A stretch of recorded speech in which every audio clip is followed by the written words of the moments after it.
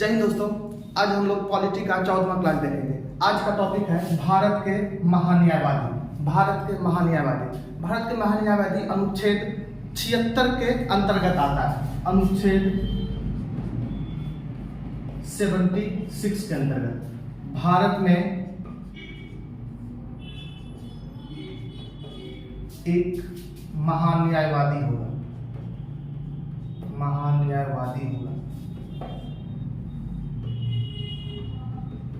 ठीक है, भारत में अनुच्छेद 76 के अनुसार एक महान्यायवादी होगा। ठीक है, इसकी नियुक्ति राष्ट्रपति के द्वारा किया जाएगा। इसकी नियुक्ति राष्ट्रपति के द्वारा किया जाएगा। नियुक्ति राष्ट्रपति के द्वारा किया जाएगा। राष्ट्रपति के द्वारा किया जाएगा। ठीक है, जब राष्ट्रपति को लगेगा कि कोई व्यक्ति उनके नजर में सुप्रीम कोर्ट का या उच्चतम न्यायालय का जज बनने लायक हो, ठीक है, उच्चतम न्यायालय का जज बनने लायक हो, तो वो उसे नियुक्त कर सकते हैं। किसके रूप में? महान्यायवादी के रूप में। किस आधार पर करेंगे? कि वो एक सफल अधिवक्ता रहा हो, ठीक है, कानून का, भारतीय कानून का जानकार हो। नियुक्ति का शर्त क्या होगा? शर्त होगा राष्ट्रपति के नजर में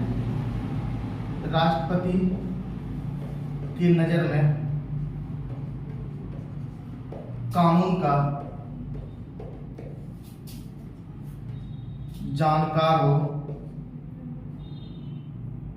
जानकार हो। ठीक है, जानकार हो एवं उच्चतम न्यायालय का न्यायाधीश बनने लायक। उच्चतम न्यायालय का न्यायाधीश बनने लायक। ठीक है, उच्चतम न्यायालय का न्यायाधीश बनने लायक हो, राष्ट्रपति के नजर में कानून का अच्छा जानकार हो, तब महान्यायवादी की नियुक्ति होती है। ठीक है, अब है महान्यायवादी की कार्य। ठीक है, महान्यायवादी का कार्य। ठीक है, महान्यायवादी का कार्य। अब क्या होता है कि उच्चतम न्यायालय में महान्यायवादी का कार्य होता है कि सरकार का पक्ष रखना। ठीक है, कार्य क्या है?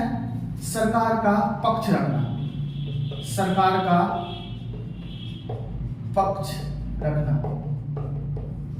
ठीक है, सरकार का पक्ष रखना। यदि उच्चतम न्यायालय सरकार को किसी प्रकार का नोटिस, केंद्र सरकार को नोटिस देती है या उच्च न्यायालय किसी प्रकार का नोटिस देती है, तो उसका जवाब देने के लिए कौन रहेगा?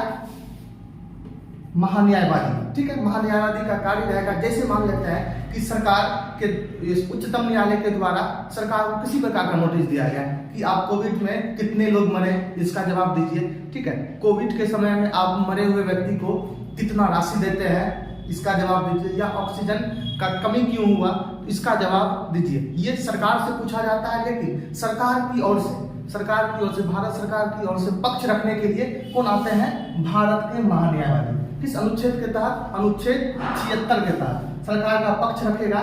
ठीक है, या भारत का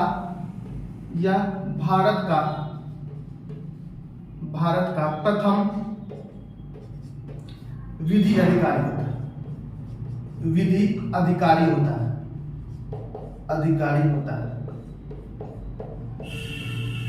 ठीक है, तो भारत में, ठीक है, भारतीय संसदीय व्यवस्था में सबसे बड़ा कानूनी अधिकारी के रूप में कौन होता है? महान्यायवादी, जिसको हम लोग अंग्रेजी में अटॉर्नी जनरल कहते हैं। किस अनुच्छेद के तहत होता है? अनुच्छेद 76 के तहत। ठीक है, अनुच्छेद 76 के तहत ये सरकार का सभी तरह का पक्ष रख सकता है। अब है इसे विशेषाधिकार भी है। अनुच्छेद 88 के तहत यह संसद के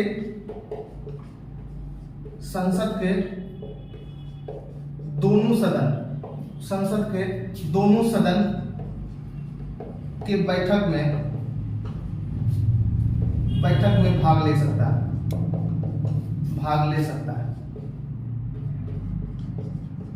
सकता है। ठीक है, संसद के दोनों सदन के बैठक में भाग ले सकता है तथा अपना पक्ष रख सकता है।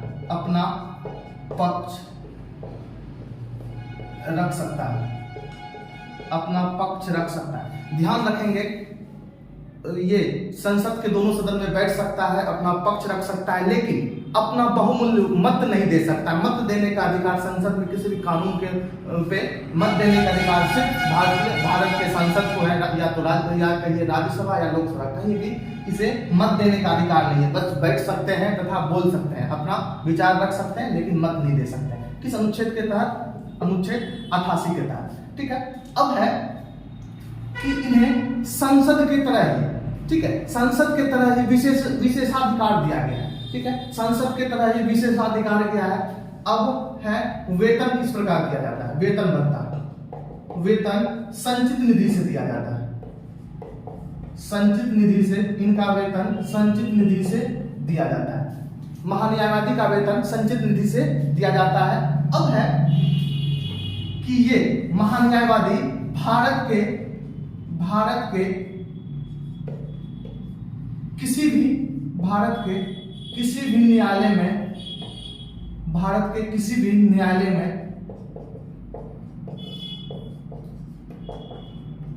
बहस कर सकता है।